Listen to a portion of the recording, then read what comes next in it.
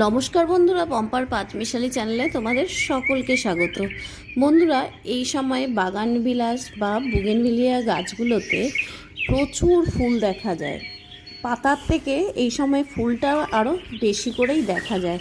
তো এই সময় আমাদের বুগেনভিলিয়া গাছে কিছু পরিচর্যা করা দরকার। এই গাছ ভীষণভাবে মিক্সড খাবার পছন্দ করে, আর এই মিক্সড খাবারগুলো সবসময় নিজেরা বানিয়ে দেওয়াই ভালো। বাজারে যে রেডি মিক্সড খাবার পাওয়া যায় সেইটা কিন্তু এই গাছের জন্য একদমই ভালো নয়। এই গাছে যত্ন বলতে সেরকম কিছুই লাগে না। এটা যেহেতু শিকড়ও বেশি ছড়ায় না এই গাছে, যার জন্য বারবার এটাকে আপনাকে রিপোর্টও করতে হবে না, যার জন্য এই গাছে কিন্তু আবার জলটাও কিন্তু খুব কম দিতে লাগে। এই গাছে জল বেশি দিলে একদমই ভালো হবে না। এই গাছের সার তোমরা নিজেরা বানিয়ে নেবে, সেটাই বেশি ভালো হবে। এই গাছের মিক্সচার আমি কিভাবে বানাই জানো? এটার মধ্যে শিংচাচি, হাড় গুঁড়ো, সিঙ্গেল সুপার ফসফেট, ডিএপি ও হিউমিক অ্যাসিড এগুলো দিয়েই গাছটাকে আমি মানে সারটাকে আমি মিশিয়ে রাখি। এটা মিশিয়ে একটা ডাব্বার মধ্যে রেখে দিলেই খুব ভালো হয়।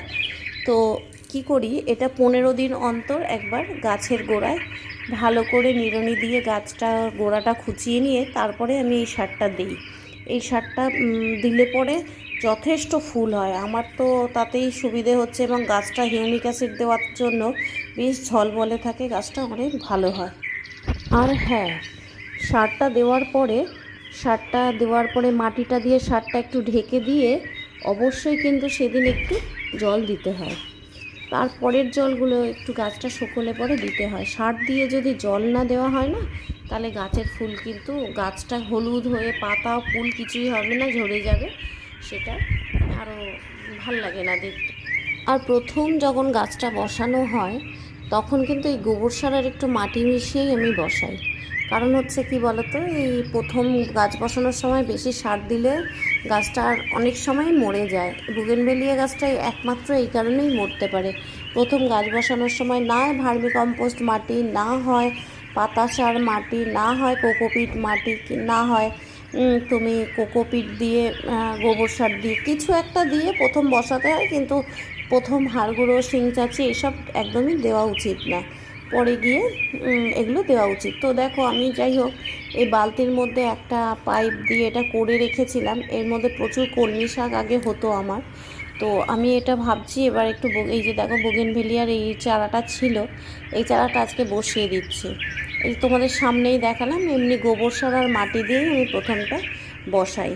দেখো, আর গাছটা ভর্তি ফুল আছে। পরে ফুলটা তোমরা দেখবে একদমই কিন্তু ফুলটা ঝরবে না, কারণ যেহেতু গোবর সার আর মাটি দিচ্ছি। হ্যাঁ, তো এখন আমার বেশি ফুল আসার দরকার নেই, যেহেতু গাছটা চারা গাছ। হ্যাঁ, তো এইভাবেই আমি বসাই। কথায় কথায় দেখো এই গাছটা আমি প্রায় বসিয়েই ফেলেছি। এই সময় বড় গাছে কিন্তু গোবর সার দেওয়া উচিত নয়। বড় গাছে গোবর সার দিলে পরে গাছটা বাড়বে এবং পাতা বেশি বেরোবে, ফুল কম বেরোবে। বড় গাছগুলোতে এই সময় ওই মিক্স সারটাই দেওয়া উচিত। মানে আমি যেটা করি মিক্স সারই দেই এই সময়। আর এই সময় বুঝে বুঝে জলটা কম দিতে হবে। বর্ষা হলে আবার তত একটা ফুল হবে না, তখন ফুলটা অটোমেটিক এমনি কমে আসবে। তখন তোমার কোনো সারই লাগবে না, বর্ষা চলে আসে। তবে এই সময় কিন্তু একদমই সারের মধ্যে, এটা যেমন শীতকালে ওই মিক্স সারের মধ্যে একটু তুমি খোলের গুঁড়ো মেশাতে পারো, সর্ষের খোলের গুঁড়ো। এই সময় কিন্তু একদম সর্ষের খোলের গুঁড়ো মিক্স সারের মধ্যে মিশিয়ে দেবে না। কারণ হচ্ছে সর্ষের খোলটা এতটাই হিট করে, এমনি গরম বেশি গাছকে হিট করে, যার জন্য গাছের পাতাগুলো ভীষণভাবে হলুদ হয়ে যায়, ঝরে পড়ে যায়, আর ফুলগুলো খুব তাড়াতাড়ি ঝরে পড়ে যায়। এদিকে দেখো, আমি কিছু গাছের মধ্যেই কলম বেঁধে রেখেছি।